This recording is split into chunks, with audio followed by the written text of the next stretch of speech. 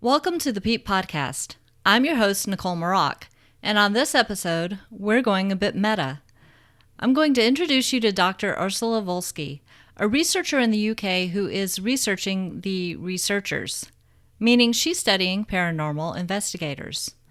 Dr. Wolski is an associate lecturer at Bucks New University, consultant and trainer in research methods, and an independent researcher. Her research interests are in new technologies for social research, qualitative research methods and software, the sociology of sport, the sociology of religion, and positive psychology. Current research within the sociology of sport is looking at gender inequalities with tennis coaching roles and physical activity amongst adults during the COVID-19 pandemic lockdown. She's also currently carrying out research into the experiences of investigators of the paranormal.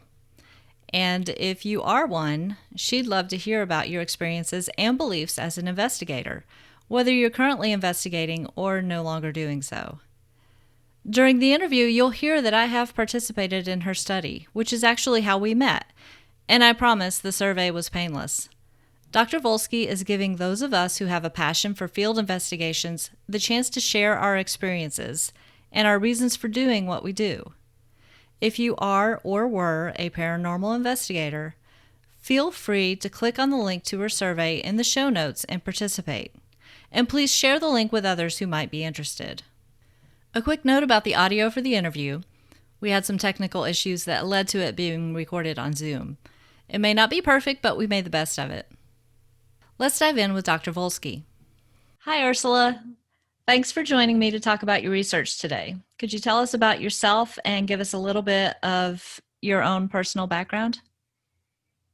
Yeah, hi there. Thank you for having me, and it's a pleasure to talk to you. So my background is in relation to my research. Is that what you mean? Sure. Yeah. So my interest into the paranormal goes back to when I was a kid. Just always had an interest in ghost stories and things like that. And I had a friend who was really, really good at telling ghost stories and really scared the hell out of me by telling those stories. But I always maintained an interest. And as I grew older, I kind of was interested, loved things like Ghostbusters and X-Files. And so, yeah, media clearly had a huge part to play. But I was always interested in why don't we understand these things? Why can't they be explained? So there was that interest, but also interest as a result of my own experiences. Nothing major. I didn't really see anything massive that I could report. Maybe seeing something as a kid in the window and running screaming to my parents, going, "I've seen this, I've seen that," and it's still so clear in my head now that the image that I saw of a floating head, was kind of still scary. Could you describe the floating head a little bit? Yeah, it was a male figure with a beard and longish hair.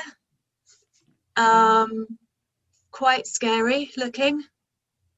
No body, just a head. And my bedroom was on the second floor. And I was looking at, this was daytime as well. Daytime, looking out the window, and I really don't like windows these days.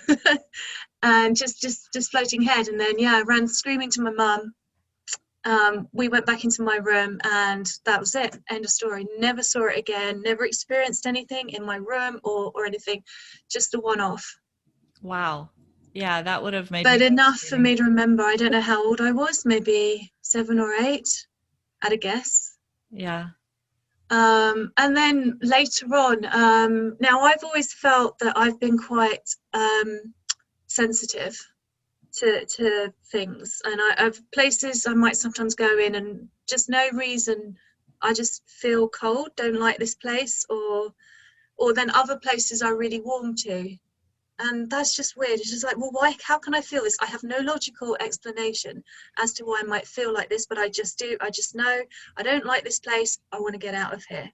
Not seen anything, not felt anything as in touch me, just this feeling that I don't like it here, let's get out, and being cold if I don't like something. So that's weird. And then so as a result, I've always felt that I'm quite sensitive to people's feelings and emotions. And so I was also very close to my gran, and this is something that really, I think, really kind of wanted me to find out more, was when my gran died. Went to visit her in hospital. So yeah, you could make those links there. Fair enough. So already into that content, into that situation, already having heightened emotions and awareness. So this was before I started looking into this and exploring it. So it wasn't because I was exploring it that I might be aware of things. It was just more of it happened. Just one of those anomalies. So I was visiting my gran in the hospital, was told that, she only, might not survive the night. So we all went home afterwards, and then I just, in the middle of the night, just shot out of bed, just literally jumped out of bed, went to my parents and I said, something's happened. And then sure enough, moments later the phone rang, and it was the hospital to say that my gran had died. Wow. Now, yeah, you can find lots of explanations for that, but I just know how I felt. And I remember my dad saying after he said, oh, wow, she's psychic. Not that I don't know if I am or not, or think, but I just know how real that experience was for me. And I've never forgotten it, and I've never forgotten how I felt. It wasn't just like a gradual wait. I shot out of bed and Wow. knew something had happened. So why, and I'm like, okay, that happened. It was real for me. Unexplained how, that it happened at that time. Didn't see, my gran doesn't visit me or anything like that. But I knew she had died. That's what just came to me. But why did that happen with that gran and not with my other gran, who I was also close with, but died later on when I was older? So I wasn't a child when my first gran died. I was, a teenager. So, so those kind of things. And then stories that you hear from other people as well. You kind of think, well, what's, of course, we all want to find out what this is all about. How are we gonna, what does it all mean? Does it, we all, and I think, and a lot of this has come out of my research, is about this, trying to find out about life after death. Yeah. And I think that's key, and that is massively one of the main things that's coming out of my own research. So that's a little bit about my background and why I'm interested in it. And then gradually, I'd suppose within the last 15 years or thereabouts, I started to learn about academic work that was being done, trying to sort of make it a bit more scientific and things like that. And I'm in two minds about that, because I'm like, well, how, if you take theoretical physics, for example, well, a lot of that is not proven. So anyway, that kind of, sparked an interest. I started to join things like the Society for Psychical Research, ASAP. So in the UK, so ASAP is I forgot what it's called now, the Association for the Scientific Study of Anomalous Phenomena, or something like that. So starting to find out that people are actually really doing this almost as a profession, but also then spending so much time, their spare time, their leisure time, investigating this. So I thought, well, okay, so a lot of research has been done about people's beliefs and what they think, what they believe in, how much of the UK population or the US population or the world population believe in these certain phenomena. Mm-hmm. And I'm like, okay, well, what about those people that go out and research it? What do they think? What do they experience? So that was part of it. And then the other part was, because I've always had an interest in these kind of things, why is it that when I mention it, that some people look at you as though you're weirdo? It's crazy. You believe these kind of things. And I'm like, well, why? Because actually, if the majority of us are interested in communicating with perhaps the other side, or loved ones that have moved on, or life after death, but then that's very much a part of our lives. Right. And yeah, if you take it from a religious perspective, and believing that, if you take the Christian faith, for example, so believing that you go on to heaven afterwards, or I mean, I know people have variations of belief of that, but we all, the main belief is that there is some form of life after death. So how is that different to that's unexplained.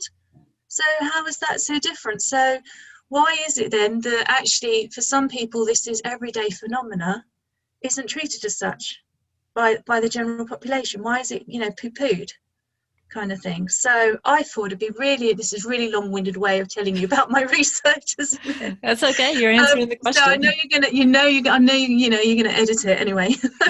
But I thought, well, why not do research about people who do this kind of research themselves, and ask them about their experiences and beliefs, and things that they found out, and etc. And so I thought it'd be really interesting to do research on researchers of the paranormal. It's very meta to do that, to ask the investigators about their investigations. And so what are your methods for doing this research? Okay, so I've had and it's still running, got a questionnaire that's running at the moment. So far I've had about 238 responses, which I'm really pleased with, which is a good response, but I'd like more, because majority have been UK, obviously because I've sent it through my own networks, through social media, so majority of those are going to be UK based, but I've had quite a good response from the USA and other countries as well, which is really good.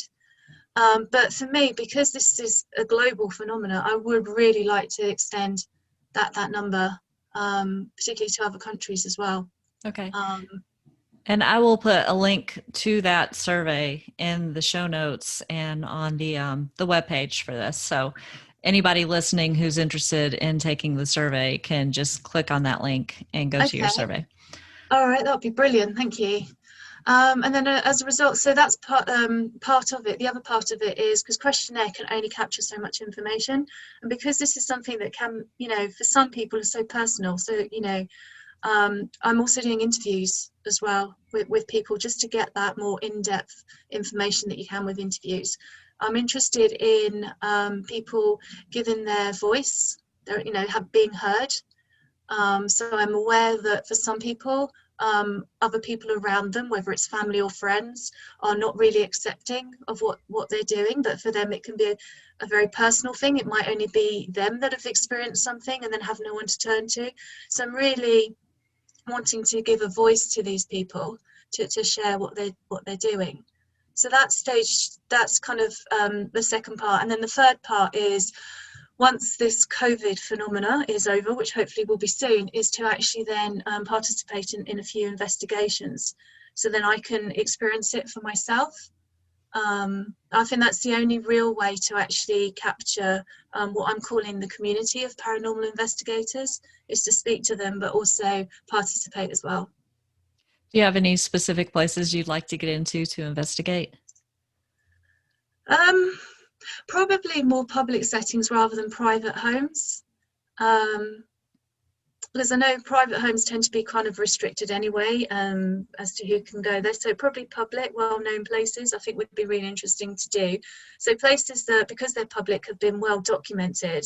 Mm-hmm. And I always just find it interesting that some people have gone along and experienced things, whereas others don't experience anything at all. And I think it would just be really interesting to see if I get anything. And so, being that you're sensitive, I would expect you to be one who could get something as soon as you walk in. And then I'll probably just run a mile. No.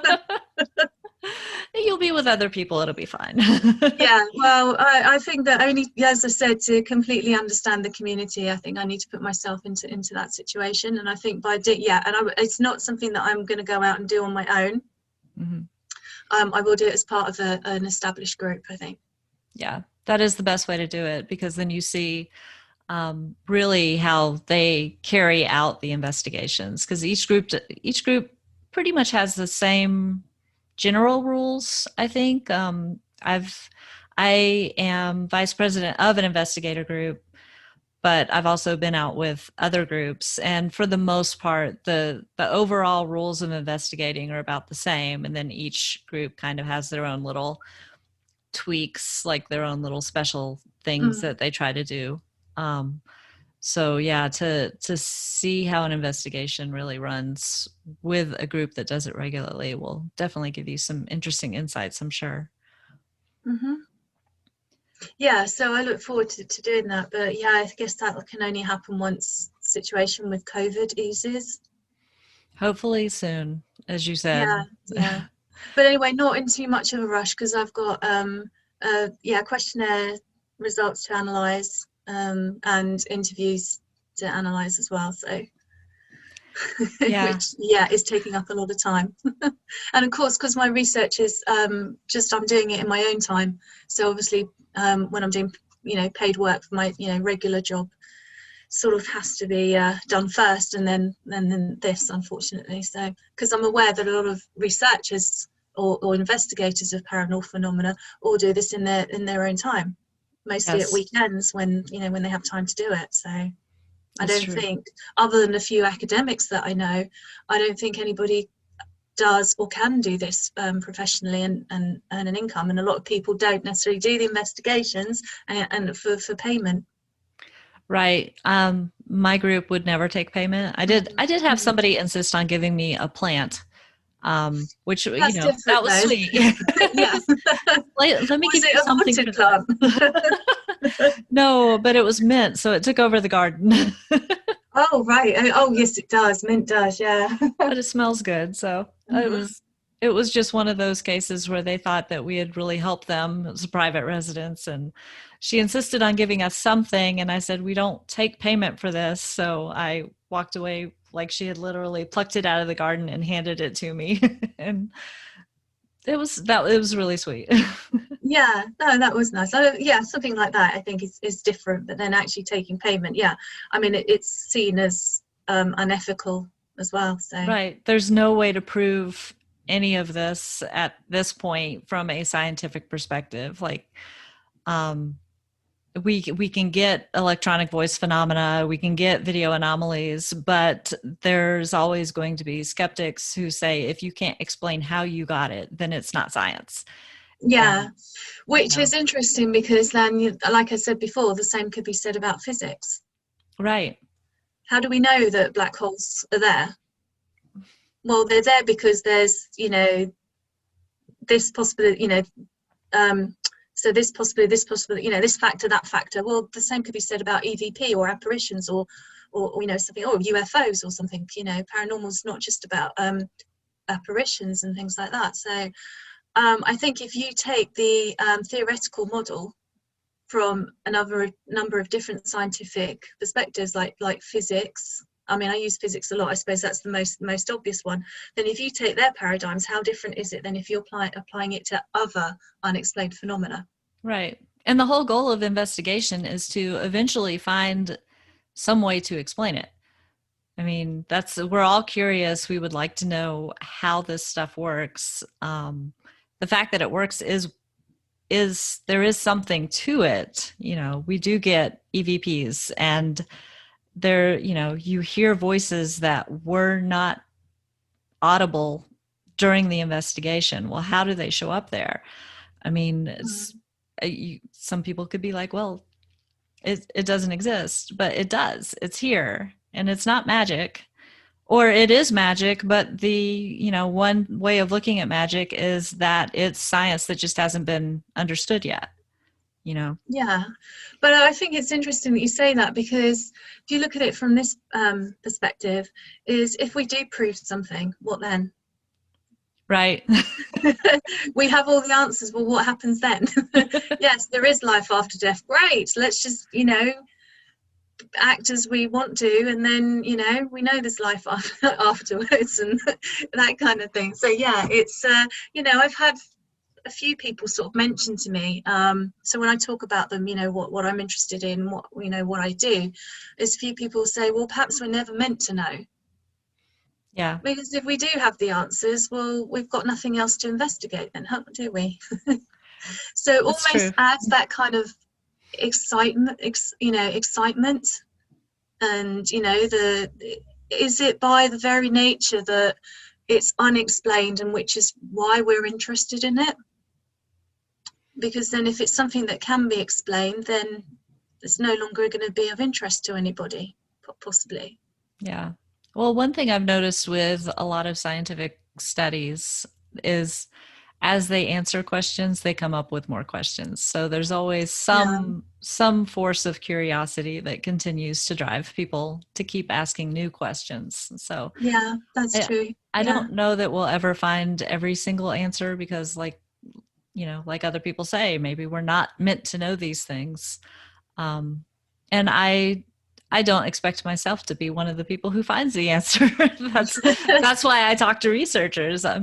They're more likely to come up with a better answer than I am, but yeah, I do yeah. enjoy investigating and I do enjoy thinking about all the possibilities out there. Mm. I mean, yeah, clearly as a result of my own research, it would be nice to find answers, or some kind of proof that you know says that there is a higher probability of this phenomena existing, or this phenomena happening. But my research is more about the social side of things. So I come from so my academic background is in sociology. So I sort of, dabbling in a bit of psychology as well, but I'm more interested in about people's experiences, and how they and what they think about what's happening to them, and their reasons for doing it. So this research is very much about that. So, what are your goals for the outcome of this research? Like, once you've analyzed everything, what's next? Which is probably at the rate I'm going to take me decades to do. No. I would really like to publish a book, just so that I can collate all this information, and then have a book about people's experiences of investigating paranormal phenomena. Explain to the wider world that actually this isn't something that's overly too strange for people. For some people, it happens all the time, and in fact, it's asking questions that we probably ask in life every day anyway, like what happens to us when we die. I can't, for somebody to say, I've met very few people to say, that say, oh, we die and that's it. Nothing else happens to us, we just die.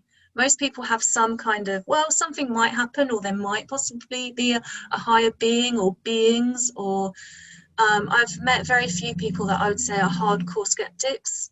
I Yeah. would say most people fall somewhere in between being a hardcore skeptic and a hardcore believer. So I think the majority of people will fall somewhere in the middle on that continuum. So yeah. So to give these people a chance to explain, I feel for me what's important is for it to be more acceptable in research, Yeah.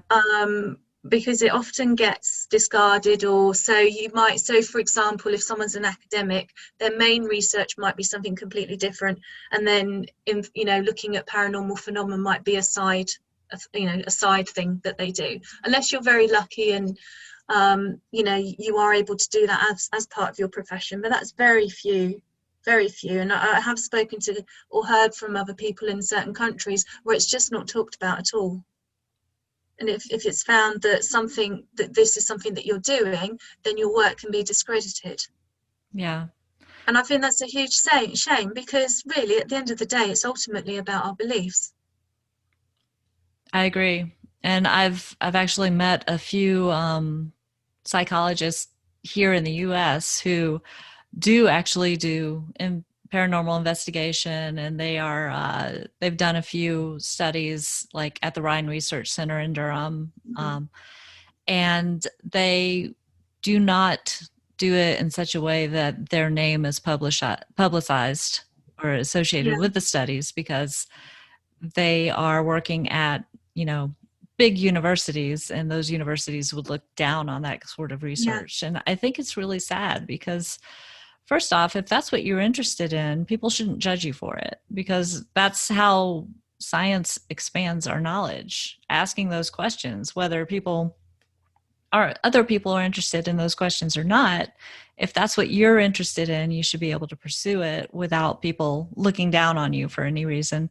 And secondly, if somebody with a good reputation is investigating the paranormal, if their name can be associated with it, that lends more credibility to the research. So to me, it's a really sad situation. No, absolutely. I quite agree with you. Yeah, I think so. And so I think hopefully as a result of doing this extensive research, so I could have just done a brief questionnaire, stopped at a couple of hundred responses. I could have stopped it now, done the few interviews that I've done and say, okay, well, that's research done.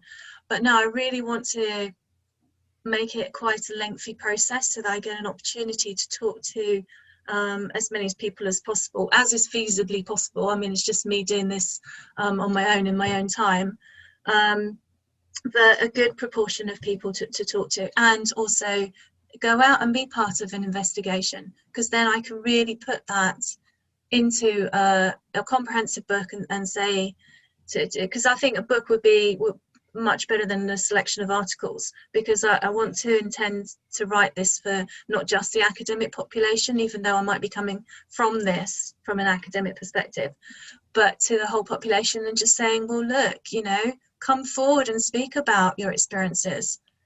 There's no need to be afraid of what people might think of you, because guess what? There's a whole load of people out there that share their experiences. So yeah, that's kind of my ultimate goal. I like that. You said that you've talked to other investigators, not just in the UK and the US. Can you name a few of other countries that you've had represented? So I've had quite a few people from Australia and Canada. Majority from the UK, and then followed by the USA. So I guess that's also more of a reflection of what countries use social media a lot. But I think, I've been a good academic, and I've just categorized the other countries as other here. But off the top of my head, I would say Colombia. In fact, I could probably actually open up my results. So here we go. So possibly could be just one or two responses were countries like Belgium, Brazil, Bulgaria. So Colombia I've mentioned, Denmark, Finland, Greece, Italy, Romania, Russia. Yeah. So good to hear, good to have that from other countries, but I would really like to increase that as well. Yeah. So hopefully being on a podcast that can be shared worldwide will help. I hope so, because I really want, like I said, give voice to these people that in some cases may not be able to speak out. So although I'm focusing on paranormal investigators, it might be people that are doing something without telling anybody else at the weekend, just with their small little group of people, but they might not even be, I suppose they won't listen to the podcast then, but they might by chance come across the podcast and realise that actually there's a whole global world of investigators out there. And I think what would be really interesting as well is to look at cultural differences and perspectives as well, because it's not just about religion, but it's about culture as well. That was actually going to be my next question, is when you've talked to people from... you see, well, Yeah. Yeah. When you talk to people from other countries, do you see differences in the way that they talk about it, the way they perceive things? I'd say not so much in the questionnaire, but so I've managed to talk to a few people in the interviews, and I would say that the one person I spoke to, two people that I spoke to said they were very careful with who they shared their interests with, because of fear of being ridiculed. And that happens.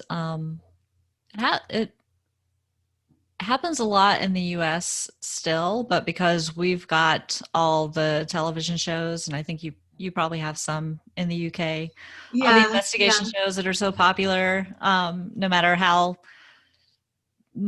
fantastical some of them seem to be.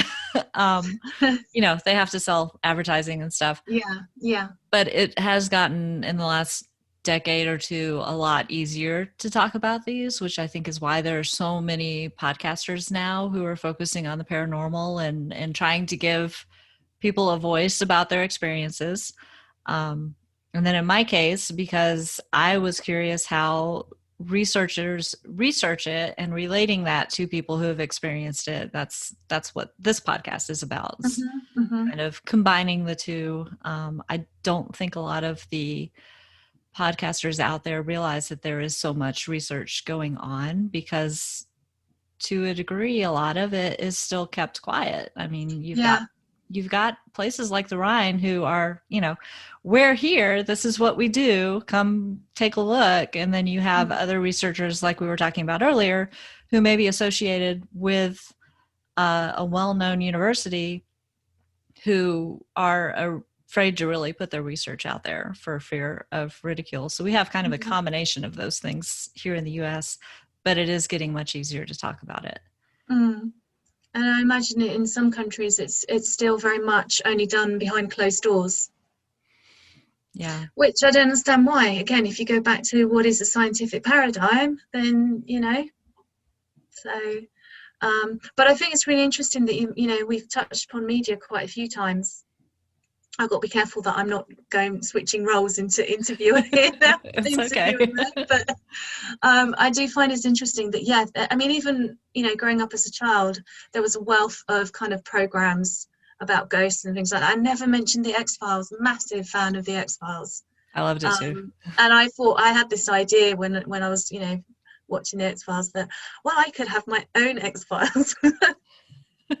And that's just complete fantasy, but why not? I mean, it did of course help that Fox Mulder was rather dishy, and I don't mind being on the podcast, but I did actually buy a car which back in the UK, I don't know if they had the same kind of car in the States, but it was called an urban fox, a Volkswagen urban fox, and I bought it because it was a fox. That's how sad I am. That's not sad. That's enthusiastic. Yeah, or maybe humour. I don't know, but yeah, it's very partial to the car as well. Sadly, it's no more. But I've now got a car called a Polo. He's called Marco. Yeah, not as good. I still like it. I have to name my cars. I don't know why, but I do.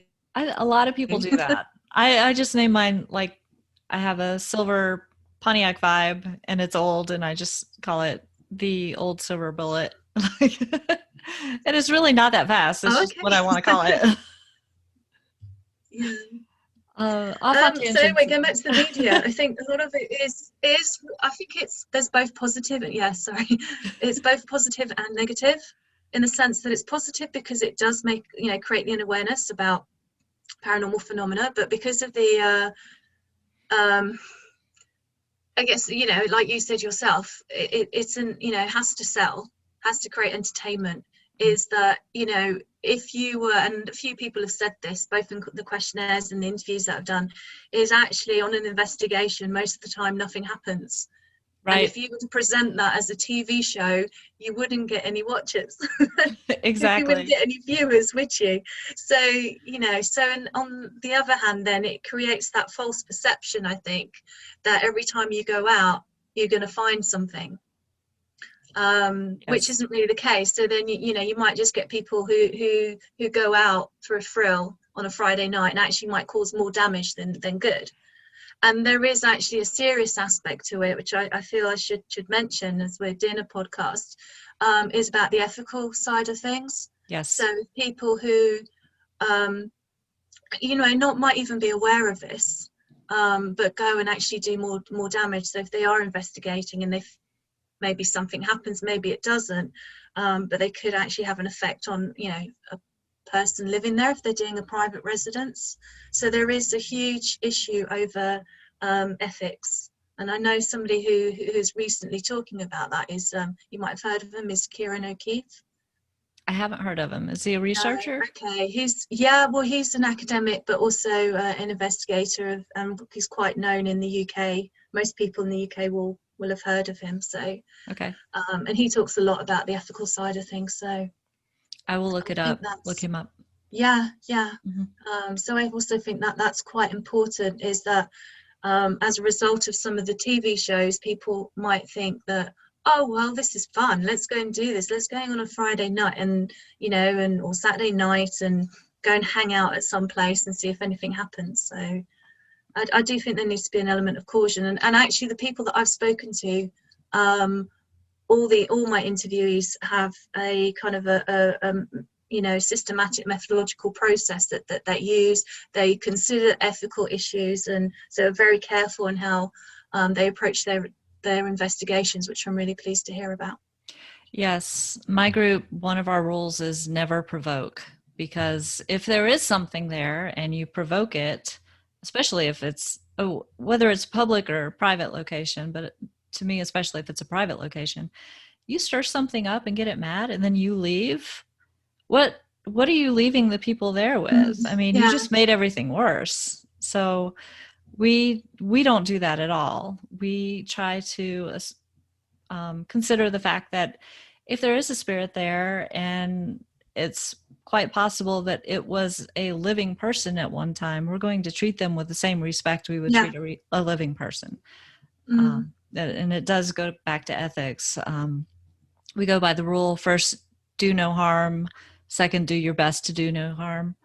And provoking is not the way to do no harm. That's trouble. No, absolutely. Yeah. And of course, it's as you say, and I totally agree with you, that if you're researching, perhaps, there is a spirit of somebody who once lived in that house and have stayed there and what have you, you should treat them with respect. Yeah. I mean, if it's your long lost relative, or not even, not long lost, but, a relative of yours, you'd treat them with respect, wouldn't you? Right. So, I think you're right. And I think somebody, I don't know who it was, but one of my interviewees actually said that it's very important to go into a place and not demand that the spirit talk to you. Are you there? Talk to me. And, just be, again, respectful. And, if they do want to talk to you, they will. So right. that kind of thing. So just because they may no longer be alive doesn't mean that they shouldn't get any less respect. Right. I totally agree. And it that's part of the reason I don't watch the shows that are on TV. Yeah. Because a lot of them have gone into that aspect, and they make their money on provoking and trying to get something dramatic to happen. And it's just rude and inconsiderate in my view. Yeah. So, like I said before, nobody's going to want to watch a TV show where nothing happens. So, right. Otherwise, it's not good TV. Yeah. So I don't think I really watch anything, to be honest, apart from, the fictional ones like the X-Files, and I love the Ghostbuster movies, and I even like the remake with the female one, because women. Right, girl power. Girl power. But because let's face it, the first one is pretty sexist, but hey. It's still fun. Take it for what it is. Right, hilarious. These are all fictional, right? Or they're not they're not reality TV shows. Right. So I think I have a problem with reality TV shows in general anyway, unless it's a MasterChef or Bake Off, but Right. But in that respect, I'm not a fan of, in terms of hauntings and stuff like that. So anyway. No, just my personal opinion. Yeah, no, and I agree with you. I'm pretty much of the same opinion. This has been a really good conversation, and I know you said that at the rate that things are going, it's going to take you a while to wrap up the study, especially if we can get you more people to fill out the survey and potentially get more interviews. Yeah. But do you have ideas for any other future studies after this one? Mm, not sure. I guess it depends where it leads to. There may be future work as a result of doing investigations. Um, yeah, I guess, yeah. Yeah. And that's often how it works, is once you get to the end of the study and you're trying to come up with your results and conclusions, that's when the next set of questions comes up. So Yeah, I think right now it's pretty hard for me to think beyond. I can But totally as you'll understand. know, I still haven't sent you your interview, so transcripts. So yeah, I still got those to do. But That's okay. I will. I It'll haven't be forgotten. fun. It's just It'll be fun to read, because at this point I don't remember what we talked about anyway. So yeah. No, I think it'll be fun to go over. I suppose yeah, because the ultimate goal is to end up with a book, um, which I haven't decided yet whether there's a good chance I might self-publish and publish online, because I'm not really interested, and it's not a moneymaker for me. It's right. just really important for me to. I'm just fed up with all the years that I've had an interest in this. I'm just fed up with people giving me that look as though I'm a weirdo. It's as simple as that. And for other people as well. And you know, if I haven't had that many experiences, but for people who do have regular experiences and nobody will take them seriously or listen to them, must be incredibly difficult.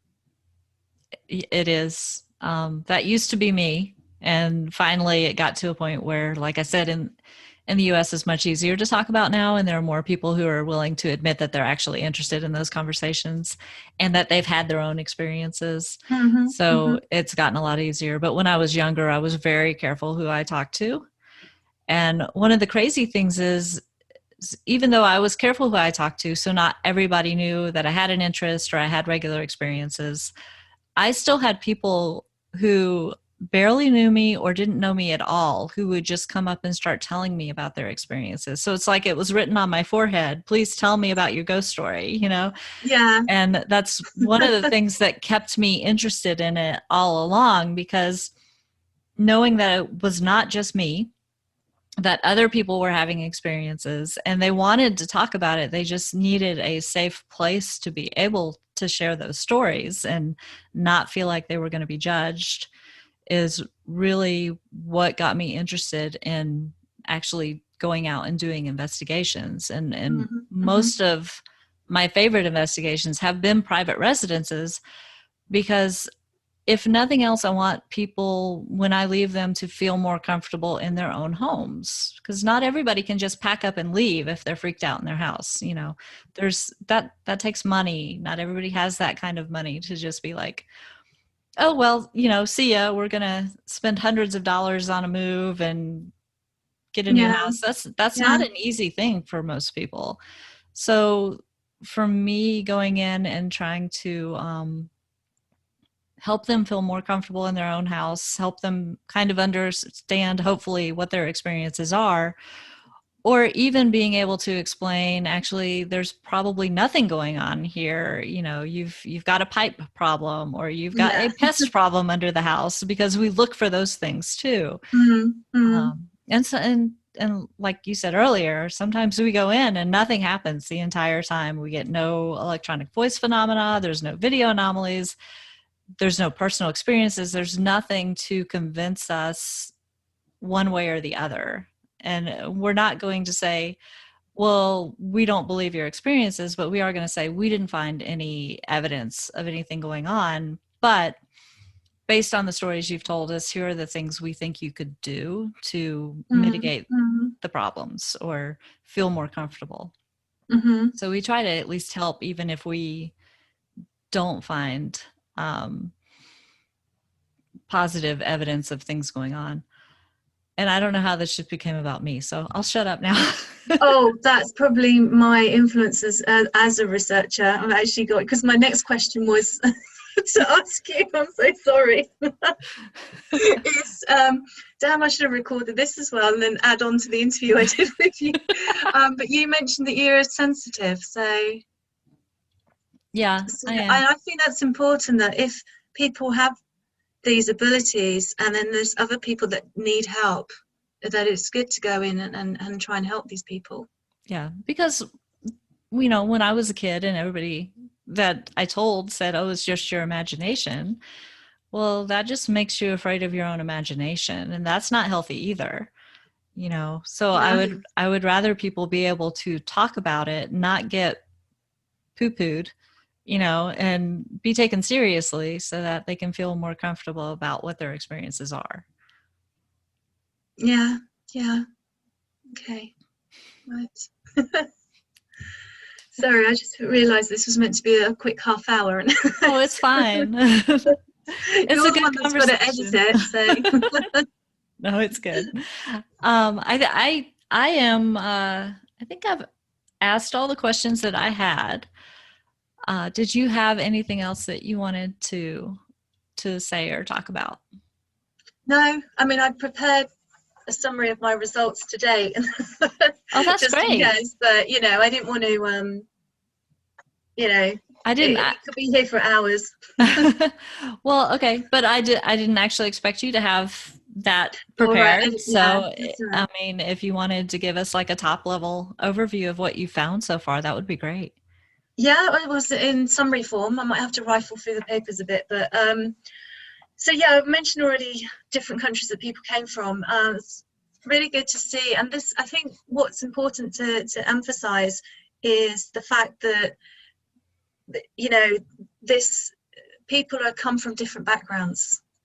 So different levels of education, different types of employment. I have a really almost equal spread of male and females, which is really almost unheard of in questionnaires. Wow. So for different age groups, different ethnic backgrounds, and different religious beliefs as well. So it's not something that is just relating to certain types of religious beliefs, which I know a lot of research does focus on. So most of the people, so these are the questionnaire results. Most of the people were currently investigating. Only a handful were not, and I guess due to the timing of this all, most of the people said they weren't investigating because it was because of COVID. Right. So one of the questions I asked, which I think is really interesting, is I asked them whether they consider themselves as a skeptic, but having an open mind. And I differentiate between skeptic with a C and a skeptic with a K. So skeptic with a K, where that you're hardcore skeptic. So rejecting that any kind of phenomena exists, that there must be some kind of explanation. And then the believer, depending on the phenomena, and then just outright believer. And I'd say majority of people said that it's ranging between being skeptical and having an open mind. So about 43% said that, and then 35% said that they're a believer, but depends on the phenomena. And then 17% said they were a believer, and so the rest was with the rest. So things for carrying out research were mostly as a result of childhood experiences. I'd say by far was the main reason. And as a result of these experiences, wanting to find out why. Why has this happened? Why has this happened to me? So curiosity, but also interested in scientific explanation. So by far, most people have been. Do you want me to continue? Could I Sure. summarize in the results? Yeah. So Yeah. So a lot of people, so 85% had been investigating the paranormal for over 5 years. And usually investigations would occur as and when cases arise, or some would do it monthly, some would do it weekly. So I know as a result of some of the open-ended responses and interviews as well, there's this almost a kind of a weekend event that people do. And most of the time, investigations are done either in a group or individual, and only, so that's about 60%. Sorry, I'm trying to read the small print. And then about 14% said they do it individually, which I think is really interesting, because in the sort of conversations I've had with interviewees, is quite a few people have said that it's probably not a good idea to do an investigation on your own. First of all, for personal safety, Right. whether it's from somebody alive or dead. mostly alive. Yeah. You know, more, yeah. But also, if something does happen, you've got nobody else to confirm that. Right. So could it just be your imagination? Could it be the effect that you're somewhere on your own, so it heightens emotions and awareness anyway, which can work both ways? So yeah, so I thought that was really interesting. But then I've had a couple of people that I've spoken to said, well, actually, they only would do something individually because they prefer that. Interesting. Because in some respects, in doing it as a group, I mean, it's almost, you know, what we were saying about earlier about respect and things like that. If the spirit, let's call it the spirit, is staying within the home, they could be there for a reason, either not wanting to move on or have some kind of attachment still, for whatever the reason that people, you know, that there may be. By having a whole group of people suddenly coming in and demanding something happen, Right. is not great, is it? It's not good. So, you know, the comments were then, well, if it's just me and I'm just sat there alone, then something more likely to be happen, because then I'm not being disrespectful, I'm not demanding, I'm not being intrusive. I'm just simply saying, hey, if you want to chat to me, I'm here, that kind of thing. So I thought that was really interesting. For, you know, to you know, some people said why they would do it individually and then why it's best to do it as a group. So I thought that was really interesting. And so investigations would vary from doing public investigations, so well-known sites, if they could get access to, or private stuff as well. And a lot of people, so groups in particular, would keep their own personal private notes, not necessarily share it. But interestingly, quite a large number of people in the questionnaire, and also people I've spoken to, have written books and published, which I think is good. So you don't necessarily need to publish about private viewings, but general viewings, and then again that adds to the wider, you know, awareness of the population. Right. But, you know, this is what we do. These things happen, etc. So.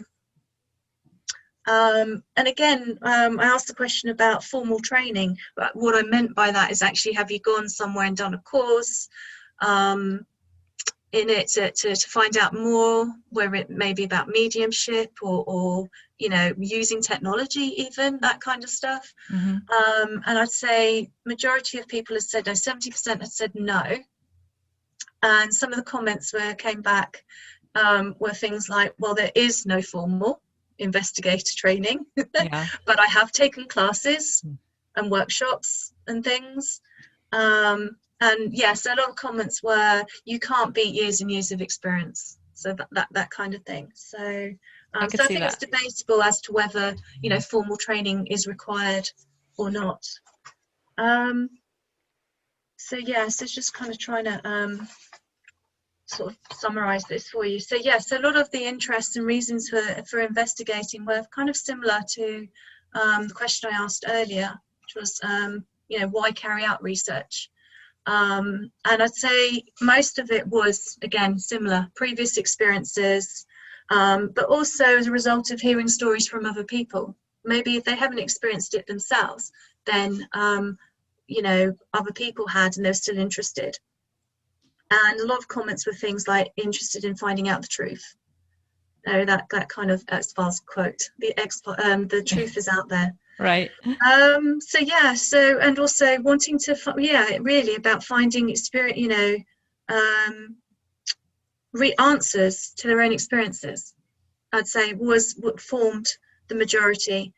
And then by far the most interested paranormal phenomena that people were looking into was afterlife and communication with spirits or other beings, so ghosts and apparitions, and to lesser extent cryptozoology, UFOs and psi phenomena. So this was out of the 238 responses, or however many people responded to that question. I haven't noted that down, but and then one of the questions I asked is, why do they think that such phenomena may be disregarded by some people? And so a lot of this was because it's difficult to prove. So people, say, well, it can't, doesn't exist. How can you need to prove it? Give me proof, then I believe it. Or so that was 74% came back with that comment, and 55% said it's actually said that they don't think that such things exist. So, and there's a whole host of kind of other comments that might include things like being frightened, not wanting to admit that something weird and unexplainable has happened to you or to somebody you know. Sometimes things like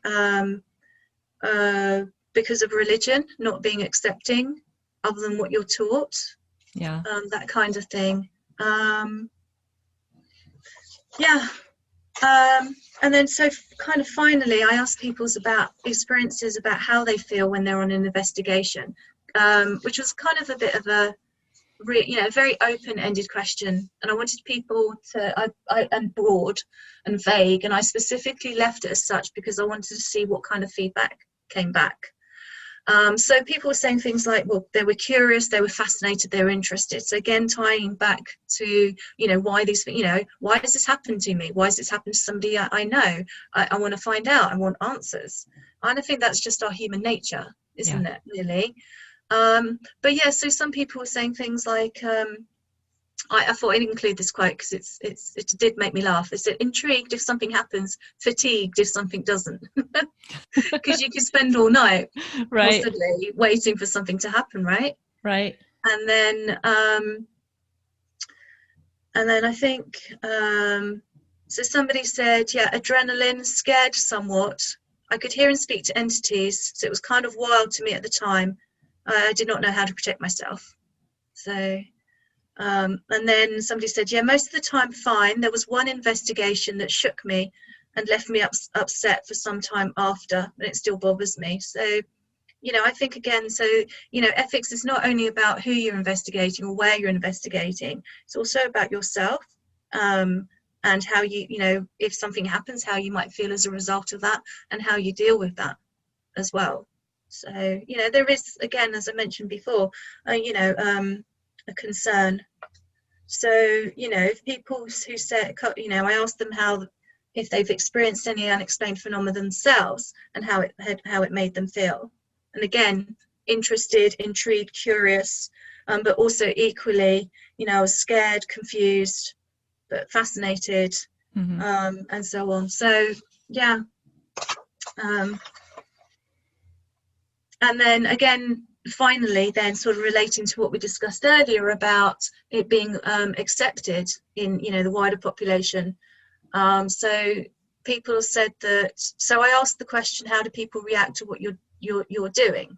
You're in relation to investigating. Yeah. And they said most of the time it was kind of a mixture. So there was a genuine interest.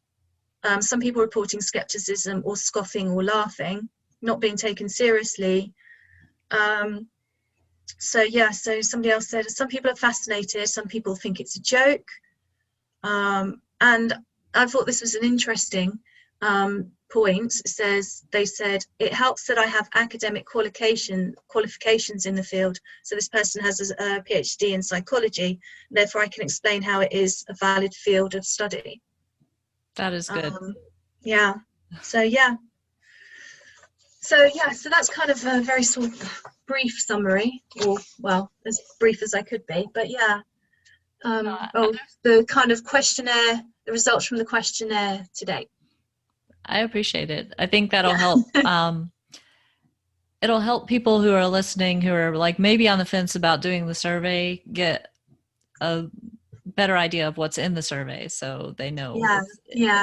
There's nothing. Hopefully, it won't influence any answers. But... No, no, please. If you take the survey, take it seriously. Don't skew your answers based on other people's. Be as honest as possible. But I do think it kind of, if you just see a link and it's like, please take the survey, it's really easy to be like, oh, I'll do it later, or I don't know how important this really is, and kind of postpone it or even just brush it off. But knowing what's in the survey what the questions are and why the questions are important as far as the broader reach. I'm not thinking of the right word. It happens a lot. We've been talking for some time now, so you're getting interviewer fatigue. Yeah. It's all good. So I'll think of the word later and then just, I'll Just email it slot to it you. in, yeah. Hey, this is the word I was thinking of. Yeah. But anyway, I do think that actually having an idea of what's in the interview will hopefully help spur people into actually spending a little bit of time and taking the interview or the survey. And I have taken it, and it really didn't take that long. And if it's something that you're passionate about, I think it is important to be able to help with this research by taking a little bit of time and, answering the questions honestly and thoughtfully. Yeah, there were some kind of dodgy answers, I think, mostly a critique of some of my questions, but that's always going to happen. So, yeah, but I'd say for the most part, people, I think people did want to speak. Yeah, which is good. So, this is your opportunity to speak. So, yeah. And again, I will put the link in the show notes and on the Facebook page and on my website page. So thank you people, so much. Yeah, people should be able to find it easily if they're listening to this podcast. Just click on that link and take the survey, please. Yeah, if you are listening to this podcast, I'm sorry if I waffled. You've been fine. I could talk for England. I do appreciate your time, and thank you so much for doing this with me. No problem. Thank you for having me. No problem. It's been a pleasure, an absolute pleasure. Thank you. Same here. Thanks again to Dr. Wolski for taking time to talk about this research. Again, if you're interested in participating in it, click on the survey link in the show notes. Thanks also to you for listening. If you like the podcast, please give it some rating love on your favorite podcast app. Share it with friends and subscribe so you don't miss an episode. Doing so will also help the podcast be found by others. If you have an idea for a show topic, you can fill out the contact form at peeppodcast.com. That's PEEP podcast.com. Remember, that stands for People Experiencing Everyday Paranormal. If I can find a study about it, I'll be happy to use it. You can keep up with the show on its Facebook page, facebook.com/peeppodcast. Don't forget the periods in PEEP. Thanks again for listening. Stay safe and be well. Wow.